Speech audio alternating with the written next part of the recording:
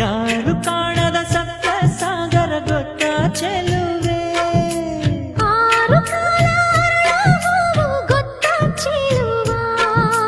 ಹೇಳಿಬಿಟ್ಟರೆ ಕೇಳಬಲ್ಲೆ ಮನಸ್ಸು ಕೊಟ್ಟರೆ ಹೇಳಬಲ್ಲೆ ರತ್ತು ರತ್ತು ಬಿತ್ತು ಬಿತ್ತು ರತ್ತು ರತ್ತು ಬಿತ್ತು ಬಿತ್ತು ರತ್ತು ಬಿತ್ತು ಯಾರು ಕಾಣದ ಸಪ್ತ ಸಾಗರ ಗೊತ್ತ ಚೆಲುವೆ